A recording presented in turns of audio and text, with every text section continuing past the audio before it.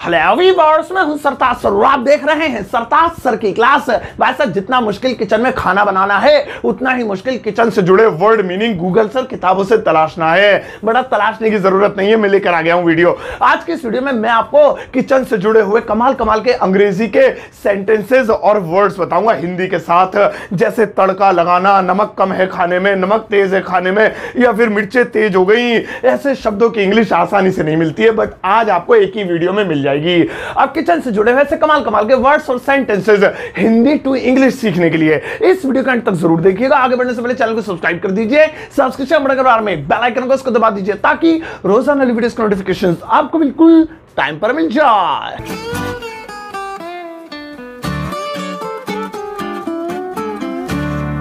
तो चलिए गाइस, शुरुआत करते हैं इस वीडियो की। और आज के दिन मैं आपको सिखाता हूं किचन के कामों से जुड़े हुए कमाल कमाल के इंग्लिश के वर्ड्स, उनकी हिंदी मीनिंग के साथ, और हर एक वर्ड के साथ एक एग्जांपल भी लेंगे और ताकि और अच्छे से क्लियर हो जाए। अब पहला वाला है तड़का। तड़का तड़का समझते हो ना, छौंका भी बोलते हैं इसे। दाल में तड़का लगा दो, अरे छौंका नहीं लगाया, इसमें छौंक मार दो। इसे इंग्लिश में क्या कहेंगे ढूंढते फिरते अक्सर। तो सुनो, तड़के को अंग्रेजी में कहते हैं सीजनिंग। सीजनिंग, हाँ वही जो पिज्जा पे लग के भी आती है, वो भी सीजनिंग ही कहलाती है। इस तड़के को भी सीजनिंग कहते हैं। अब जैसे मुझे कहना है दाल में तड़का लगा दो या दाल में छौंका लगा दो, छौंक लगा दो, तो इंग्लिश में कैसे बोलेंगे? इंग्लिश में बोलेंगे add seasoning to dal. Add seasoning, तड़का लगा दो, छौंका लगा दो टू दाल, दाल में। अब दाल को इंग्लिश में से पल्स कहते हैं, लेकिन पकी हुई को आप दाल भी कह सकते हैं इंग्लिश में। सही है, तो पहला वाला लिख लो, नोट कर लो, कॉपी पेन तो ले लो, अभी तक लिया नहीं है। आओ अब नेक्स्ट वाला देखें। और भैया नेक्स्ट वाला है नमक तेज है। नमक तेज है, ये तो बहुत बोलते हैं घरों में, भाई साहब सास ज्यादा बोलते हैं, और नमक तेज है, भले ही अच्छा हो, पता नहीं इन्हें क्यों तेज लगता है। अब नमक तेज है, इसे इंग्लिश में कहेंगे salt is strong. Salt is strong, जैसे मुझे कहना है अब खाने में नमक तेज है, क्या हो रहा है, खाने में नमक तेज है, तो इसे इंग्लिश में कहेंगे salt is strong in the food. Salt is strong in the food, तो नमक तेज है, सॉल्ट इज स्ट्रांग। ऐसा लग रहा है जैसे बॉडी बिल्डर है नमक। आओ अब नेक्स्ट वाला देखें। और भैया अगला वाला है नमक कम है। अभी तेज था, कम हो गया, नमक कम है। अब कई बार ऐसा भी होता है खाने में नमक कम हो जाता है, तो लोग कहते हैं नमक कम है, नमक कम है। अब नमक कम है को कैसे बोलेंगे? नमक कम है को इंग्लिश में बोलेंगे salt is less. Salt is less. अब जैसे मुझे कहना है, एक सेंटेंस ले लेते हैं एग्जांपल के तौर पे, खाने में नमक कम है। अभी कह रहे थे खाने में नमक तेज है, वो स्ट्रॉन्ग वाला। खाने में नमक कम है तो इसे इंग्लिश में कहेंगे salt is less in the food. Salt is less in the food. Salt is less in the food. 3 बार नहीं बोलना है, एक बार में समझ जाएंगे लोग। सही है, तो सॉल्ट इज लेस। आओ अब नेक्स्ट वाला देखें। और भैया अगला वाला है बहुत मिर्चे हैं। अरे भैया बहुत तेज लग रही है, ऐसे कहते हैं अक्सर, बहुत मिर्चे, बहुत मिर्चे, पानी ला, पानी ला, पानी ला। बहुत मिर्चे हैं तो इसे इंग्लिश में कैसे कहेंगे? बहुत मिर्चे हैं को इंग्लिश में कहेंगे it's very spicy. It's very spicy. आप इसके ऊपर एक एग्जांपल लेते हैं, जैसे मैं कहूं आज दाल में बहुत मिर्चे हैं, यार दाल में बहुत मिर्चे हैं, मैं इसमें घी डाल लिया, दाल में बहुत मिर्चे, तो इंग्लिश में कहेंगे today dal is very spicy. Today dal is very spicy. आप टुडे को लास्ट में भी ठोक सकते हैं, दाल इज वेरी स्पाइसी टुडे, ऐसे भी कर सकते हैं। सही है, तो इट्स वेरी स्पाइसी। आओ अब नेक्स्ट वाला देखें। और भैया नेक्स्ट वाला है ढक दो। ढक दो। अब आप सोचेंगे इसका क्या काम हो गया किचन में? अरे बोलते हैं ये, अरे ओ भाई कुकर का ढक्कन कहां, इसे ढक दो। अरे भगोना खुला पड़ा है, इसे ढक दो। अरे ये चीज खुली पड़ी है, कढ़ाई है, इसे ढक दो। ढक दो, तो इसकी इंग्लिश सुनो क्या होगी? इसकी इंग्लिश होगी कवर इट। Cover it. अब जैसे मुझे कहना है जब तक पक रहा है इसे ढक दो। अरे जब तक ये पक रहा है ना, इसे ढक दो, आओ अंदर बैठते हैं, जल्दी पक जाएगा। जब तक पक रहा है इसे ढक दो। Cover it while cooking. Cover it while cooking, हो गया काम। सही है, अब तुम भी कवर कर लिया करो, कम गैस फूकती है, किचन का एक्सपीरियंस है मुझे। आओ अब नेक्स्ट वाला देखें। और भाई साहब अगला वाला है उबलने तक पकाओ। उबलने तक पकाओ। आप कई ऐसी चीज होती है जिन्हें हम कहते हैं अरे इसे जब तक ये उबले ना, इसे पकाते रहना, जब तक उबाल ना आ जाए इसमें तब तक पकाना। उबलने तक पकाओ, तो इसे इंग्लिश में कैसे कहेंगे? इसे इंग्लिश में कहेंगे cook it till boiling. Cook it till boiling. Cook it till boiling, हो गया। अब जैसे मुझे कहना है चावलों को उबलने तक पकाओ, जब तक उबाल ना आ जाना, इसमें हटाना नहीं, उतारना नहीं से गैस से, चावलों को उबलने तक पकाओ। So cook the rice till boiling. Cook the rice till boiling, ऐसे हो गया। और कई बार उबालने की जगह ऐसे भी कहते हैं जब तक ब्राउन ना हो जाए तब तक पकाओ। ब्राउन मतलब कत्थई कलर का, ये पता नहीं कैसे ब्राउन कैसे कहते हैं, हरे को कहते हैं, इंग्लिश वीक है मेरी। तो जब तक ब्राउन हो जाए तब तक पकाओ, तो वही टिल के बाद बॉइलिंग की जगह ब्राउन लगा दो। Cook the rice till brown, ऐसे कह सकते हैं। सही है, समझ में आ गया ना। आओ अब नेक्स्ट वाला देखें। और भैया अगला वाला है छीलना। छीलना, अब ये शब्द तो बहुत इस्तेमाल होता है किचन में। अरे प्याज छील दे रही है, अरे ओ आलू छील दे भैया, बैठा क्यों, मटर ही छील दे। अब छीलना कोई भी ऐसी सब्जी या फल या कोई चीज जिसका छिलका उसे उतारना हो तो उसे हिंदी में छीलना कहते हैं। अंग्रेजी में क्या कहते हैं? अंग्रेजी में कहते हैं पील ऑफ। Peel of. और एक कमाल की बात बताऊं, खाली पील का मतलब भी छीलना भी होता है, छिलका भी होता है, लेकिन पील ऑफ एक फ्रेज है, इसका मतलब होता है छीलना। अब जैसे मुझे कहना है आलू छील दो, आलू छील दो, बैठे के थोबड़ा देख रहे हो, आलू बनने जल्दी छील दो, तो इंग्लिश होगी पील of the potatoes. Peel of the potatoes. तो पोटैटोज इसलिए बोले एक आलू थोड़ी छीलेगा, एक से ज्यादा ही तो छीलेगा।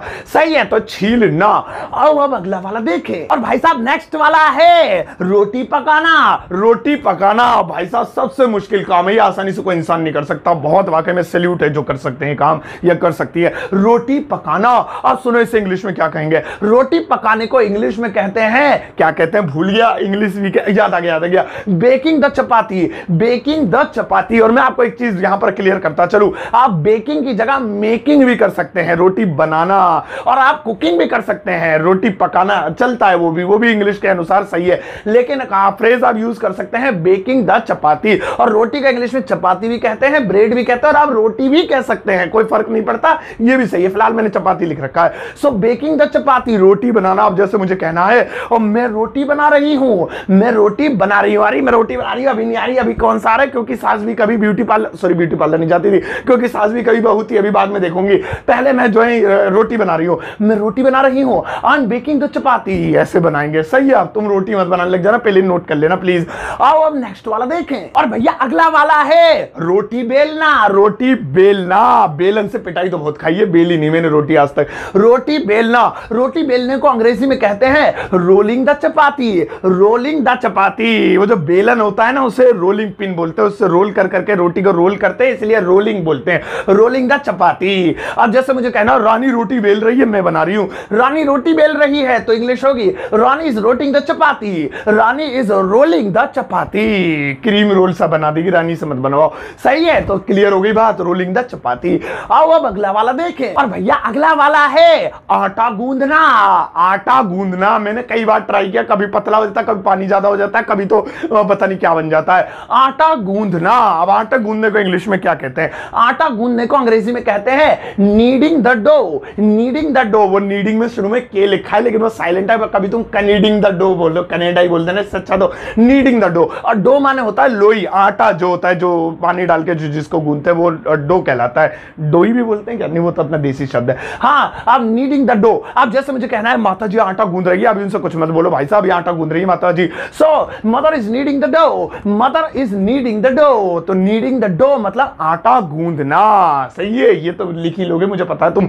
आओ अब इससे अगला वाला देखें। और भैया नेक्स्ट वाला है छोटे छोटे टुकड़े करना। छोटे छोटे टुकड़े करना। कई बार ऐसा था मम्मी हाथ में छुरी पकड़ा देती है, ले चल ले हरा धनिया इसके छोटे छोटे टुकड़े कर, ऐसी बैठा रहता है नल्ला सा, खटिया तोड़ता रहता है, काम करा कुछ हमारी मदद करा। वैसे करानी चाहिए मम्मी की मदद किचन में हमेशा, काम चाहे बिजी हो या ना हो। तो छोटे छोटे टुकड़े करना, इसे इंग्लिश में क्या कहेंगे? सुनो, इसे इंग्लिश में कहेंगे चॉपिंग।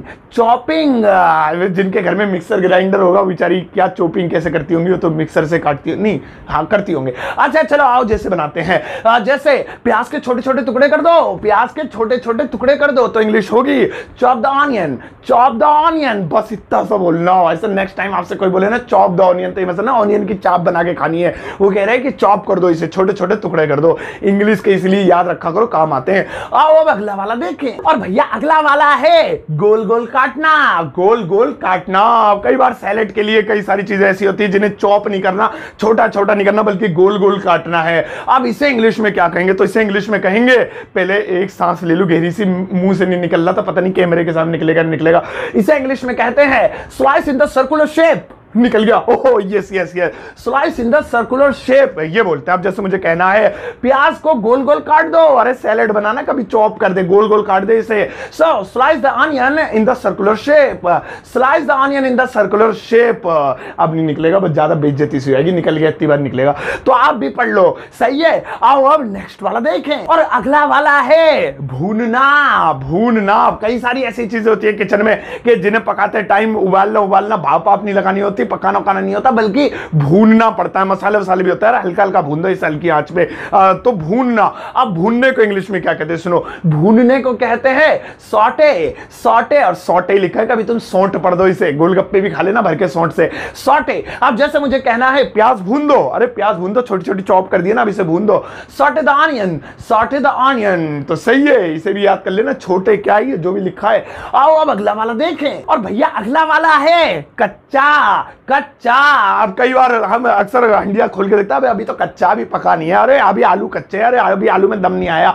तो कच्चा, कच्ची, कच्चे जो भी होता है, खाना कच्चा और ये कच्चा कच्चा है, तो कच्चे को इंग्लिश में क्या कहेंगे? कच्चे को इंग्लिश में कहेंगे अनकुक्ड। अनकुक्ड यानी कि जो भी कुक ना हो पाया हो ढंग से, अभी पका ना हो, कच्चा बोलते हैं उसे अनकुक्ड। अब जैसे मैंने हंडिया खोली और मैंने कहा अभी ये कच्चा है, अभी ये कच्चा है, अभी यह कच्चा है, तो इसे इंग्लिश में कहेंगे it's uncooked yet, it's uncooked yet. अब किसी चीज का नाम लेना है आपको, सब्जी अभी कच्ची, आलू अभी कच्चे, प्याज अभी कच्ची है, मसाला भी कच्चा है, तो इट्स की जगह उस चीज का नाम लिख दो, अनकुक्ड येट। तो है ही, तो सही है, अनकुक्ड। आओ अब अगला वाला देखें, और भैया नेक्स्ट वाला है मोटा मोटा पीसना। मोटा मोटा पीसना।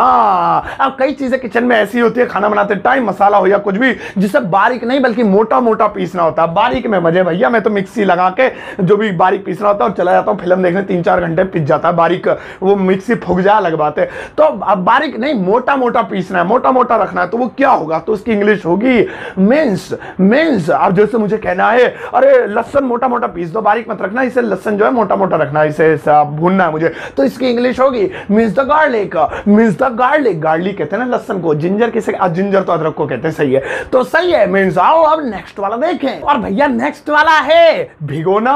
भिगोना। आप तुमको भिगोना कहां से, भगोना है क्या? भगोना नहीं है, भिगोना। अरे वो कोई भी जो चीज होती है खाने पीने की, पकाने से पहले उसे भिगोना जरूरी होता है। कहते हैं ना पानी में थोड़ी देर के लिए भिगो के रख दो, पानी में डाल के रख दो, वो वाला भिगोना। तो इसे इंग्लिश में क्या कहेंगे? इसे इंग्लिश में कहेंगे डिप। डिप। आप जैसे मुझे कहना है चावलों को 5 घंटे के लिए पानी में भिगो दो, ये फूल जाएगा, बढ़िया बनेगा, एकदम तहारी बेहतरीन बनेगी, बिरयानी बढ़िया बनेगी। सो चावलों को 5 घंटे के लिए पानी में भिगो दो। सो इंग्लिश होगी dip the rice for 5 hours. Dip the rice for 5 hours. हो गया, वाटर लगाने की जरूरत नहीं, डिप का मतलब ऑलरेडी होता है पानी में भिगोना, पेट्रोल में थोड़ी भिगोगे। तो सही है, इस तरीके से आप भिगोना का इस्तेमाल कर सकते हो। आओ अब अगला वाला देखें, और भैया नेक्स्ट वाला है गाढ़ा करना। गाढ़ा करना।